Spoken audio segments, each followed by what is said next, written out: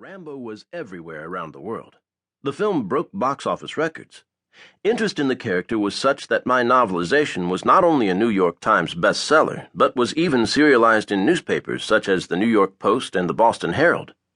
Carolco Pictures immediately began plans for a third film. In a rare decision, they hired me to write the screenplay. I had nothing to do with the second film. Authors of source material are almost never consulted. For 2 days, I met with Andrew Vajna and Mario Casar, Carolco's co-owners, along with their production supervisor, Buzz Feischens. They had specific ideas about the concept, which they wanted to be about hostages, and the setting, which they wanted to be Central America, an unstable region back then. I suggested plot details, and this is the story we agreed on. Colonel Trautman is assigned to give military advice to a Latin American country that is friendly to the United States, but is threatened by revolutionaries. Because things are calm for the moment, Trautman's wife and daughter accompany him, with assurances from the American embassy that they'll be safely escorted to various tourist locations. Rebels take over the embassy, however. Trautman's wife and daughter are held captive, while Trautman is wounded in an attempt to stop the takeover. Cut to Rambo in the United States, where he's on top of a dizzyingly tall building that's under construction. In Rambo, First Blood Part 2, the screenwriters decided that Rambo was part Native American. My novel First Blood does not suggest this. Some Native Americans are known for their skill at retaining their balance at great heights, and as a result, they're valued as workers on tall construction projects. I thought that this would be an interesting way to introduce the character, at the top of an immense city, surveying the horizon, amid the solitude he craves. But after Rambo descends to the ground, he hears a news report about the embassy takeover and learns that Trautman's wife and daughter are among the hostages. The key to Rambo's character is that he hates what he is and the violence of which he is capable. Nothing can make him take up arms again, except loyalty to the man he thinks of as his father. In my novel First Blood, we learned that Rambo's biological father beat his mother. In my novelization for the second film, I added the details that after his mother died, Rambo joined the army, volunteered for special forces, and attracted Trautman's attention.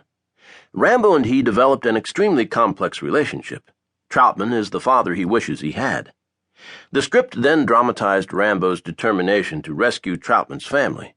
After the rebels transfer the hostages from the embassy to their base in the jungle, there's a dramatic scene in an eerie Mayan ruin, as well as an intense action sequence in which Rambo overcomes rugged chasms and raging rivers as he chases the rebels.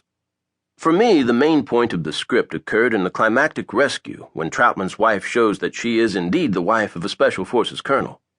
Trautman taught her how to use automatic weapons, and in one scene, she and Rambo stand side by side, firing at the enemy while explosions roar near them. The rebels threatened her daughter, and by God, she wants to get even. This was an unfamiliar concept in early 1986. True, 7 years previously, Ridley Scott's Alien featured Sigourney Weaver in a strong female action role. But that was an exception.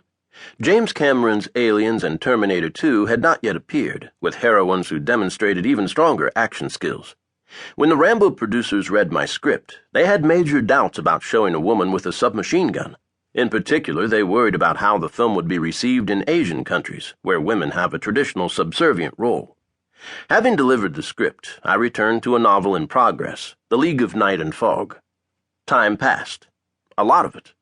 Writers are at the bottom of a studio's need-to-be-informed list, so I didn't think it was unusual not to receive messages from Carolco. Finally, a year later, in 1987, I heard that Rambo 3 would soon begin filming. Excellent, I thought. One detail did puzzle me, though. The producers had planned to shoot my script in Jamaica, using it as a double for the volatile Central American country. But the announced location was now Israel. Strange, I thought. Israel doesn't have a jungle. But it does have deserts and mountains that would double for the landscape of Afghanistan, which I was surprised to learn was the subject of the new film. My surprise was tempered by the understanding that it's common practice for a studio to have different stories in development at the same time. Just because Carolco had hired me to write a script, that didn't mean other writers hadn't been hired to write scripts also. One of those, it turned out, was co-written by the film's star, Sylvester Stallone. When I asked the producers what was going on, they explained that they now felt a desert picture would provide variety after the forest and jungle in the first two films. Afghanistan was a major war zone where invading Soviets had battled rebel tribesmen for several years, with considerable media coverage as well.